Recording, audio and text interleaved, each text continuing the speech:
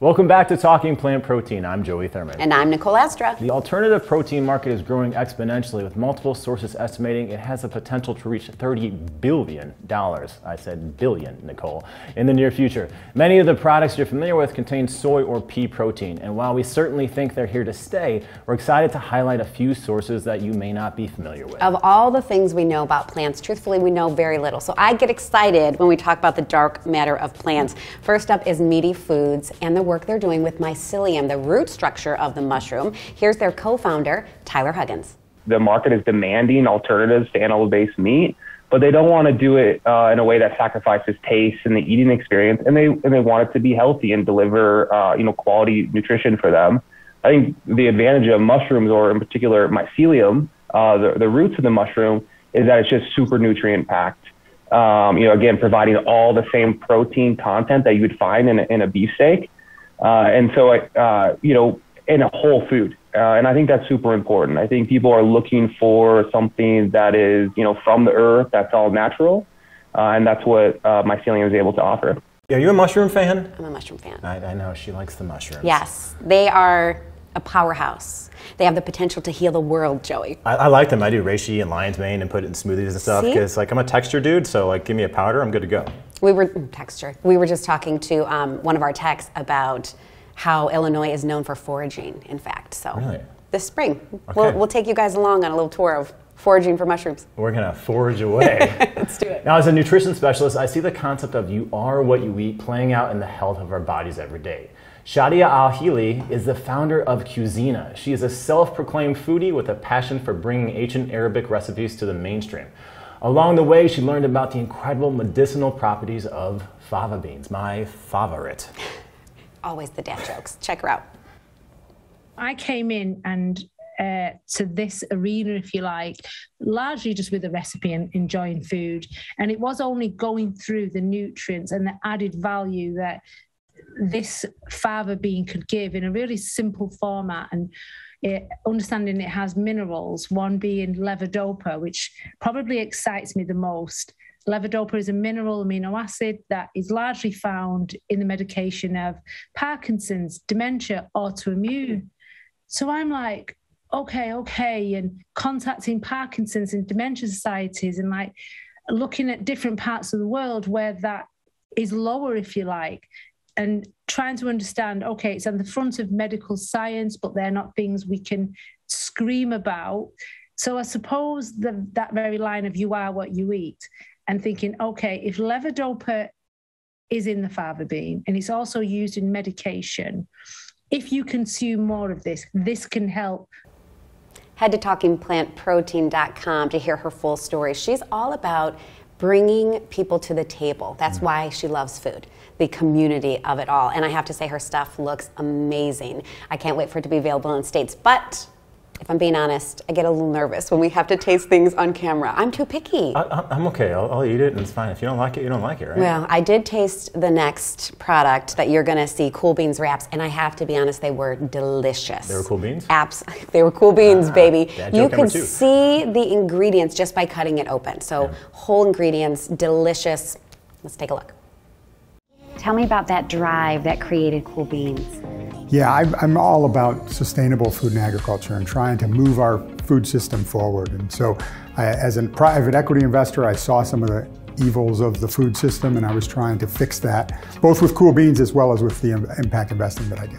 And really, this was birthed out of you creating food for yourself as a new plant-based eater. Yeah, absolutely. I went vegan five and a half years ago.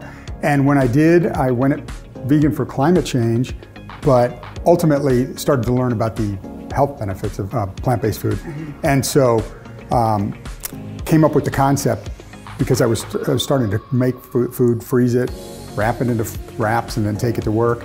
And thought, why isn't there good food like this available? Everything in the grocery store was kind of vegan junk food. And so we really wanted to create something that was whole food ingredients. Okay, so let's stay there for a second, because not only do we have some of your ingredients displayed, and they're whole, they're colorful, this is what I want my kids to be eating. I don't really always have time for that, but when we go for the easier options, it's not always healthy. Not all foods are processed the same, right? Right. I've watched you cook these now in the studio, and what strikes me is I can see the ingredients.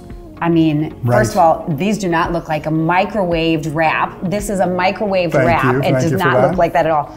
This is a gluten-free wrap. Yes. It doesn't even feel like that. It's not mushy. And you know we tell the truth here on Talking Plant Protein, so I'm gonna be honest with you, but that's what struck me first as you were plating these up was I can see all of the ingredients listed. Yeah, everything is whole food ingredients. So, and we just have beans, veggies, whole grains, and spices. And the spices bring the flavor. Okay, tell me what I'm about to taste, this and is then sesame, your other. This is sesame ginger, which is our Asian flavor. And so obviously it has sesame and ginger, and it has edamame and a few other things. And it's sweet. Yeah. And that's going to be probably our favorite bestseller in the future. That's a new flavor that we just introduced. Our current bestseller is tikka masala, which is an Indian flavoring and has chickpeas and cauliflower. And then Tuscan basil is another new flavor, and that's spinach and tomato and basil. Then we have Moroccan Gold, which is kind of a sweet potato, kind of sweet and savory. It's a Moroccan tangine, has millet and navy beans. And then lastly is spicy chipotle, and that's my favorite. Okay. It's very smoky and spicy. And how do you settle on these flavors, the mix of spices that go in? Yeah, so we knew that younger and younger people have more international tastes and are interested in more international flavors. So that's really kind of where we started to center. And then we really just tried a lot of different things. So we had our food scientists create lots of different flavors, and then we tried them and figured out what ones did we like the best. Are you going to stay within wraps, do you think, or what's next for Cool Beans? Ultimately, we want to have a whole family of whole food plant-based products. So we started with burritos, but in the future we'll probably have bowls and breakfast items and other things as well. Okay, yeah. And you have distribution across the U.S.? Yeah, we are in 1,300 stores now, Sprouts, Wegmans, Safeway, Northern California, but expanding that and hope to be growing. We're just about a year and a half in so far. So it might be easier to ask this question in reverse about the nutritional content. Maybe we should start with what is not in these. Yeah, we have no fake meat, no fake cheese, none of those analogs. We're zero saturated fat. For the most part, tikka has a little bit because of coconut milk, but really we didn't want any of that stuff, the fake stuff that really causes a lot of the nutritional issues with most vegan food. Well, it tastes fantastic. It is sustainable. Yes. It is passionately driven, which we also love here on Talking Plant Protein. So I appreciate your time today. Thank you so much. And their slogan is peace, love, and legumes. I don't have a hand gesture for legumes, but there it is. You gotta love that. You gotta love that. The real test for me is, would I buy this? And would my kids eat it? So for Cool Beans, it's 100%. Dr. Mario hosts the Health, Spice, and Life show. He gave us his top go-to protein sources that you might not be familiar with, but they are also family friendly. I love this one because being Latino, I love rices. Well, this one has a little bit of a rice flavor. The texture is different, and it's actually a fun dish that you can actually even bring to your breakfast. I would never consider actually having rice and beans for my breakfast, although in some countries like Costa Rica, they do it. And this one is quinoa. Quinoa. And quinoa, which is a whole grain, people think of it as such, but in fact, it's actually a seed. This is a very interesting distinction. Many people may not know that. It's considered a seed.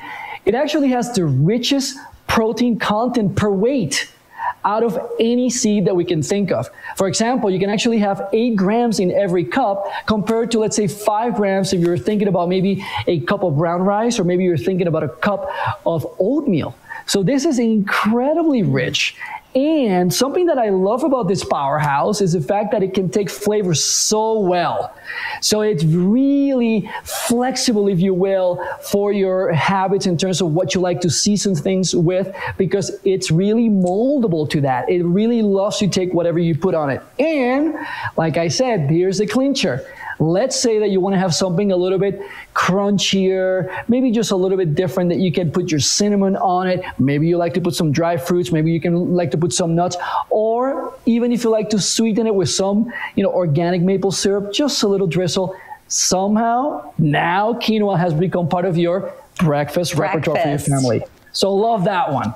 The second one, this is actually a great one, and I remember when I started doing this over 20 years ago, and there has been, as you know, Nicole, such an evolution in the products in this category, and it's the milk. Now, obviously, we're not talking about dairy-based milk. We're talking about the unsweetened plant-based milks, such as the ones that we can actually make, or we can buy them already made with almonds, or we can actually have that with cashews, or in some cases, and this is one of my favorite, macadamia nut-based milk. Ooh, I haven't tried that one before.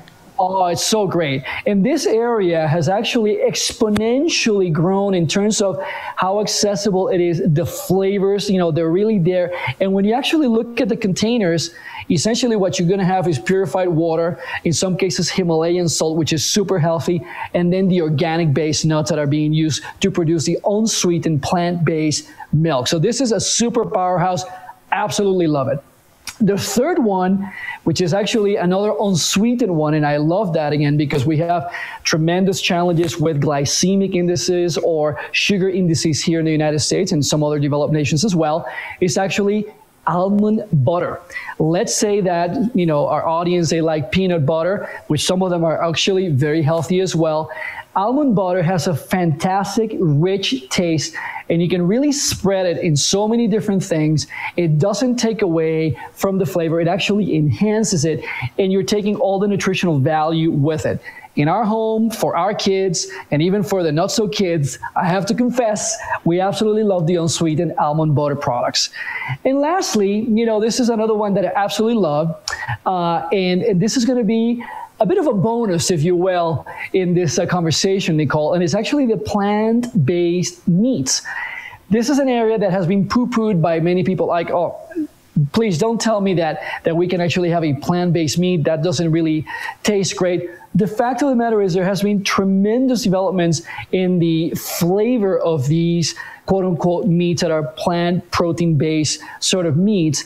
And, you know, in 2021, what a great opportunity, especially now that we've been dealing with a pandemic and eating a lot at home, to give something a different spin, a different try, and to bring it into your kitchen and treat it as such that we're actually cooking anything else that is a meat-based product, because the flavor, the natural flavors are there. But most importantly, as we had discussed in other segments here in the channel, you can actually have all the benefits of consuming the protein without the negative effects that can come from the animal-based proteins. So those are my actual go-tos.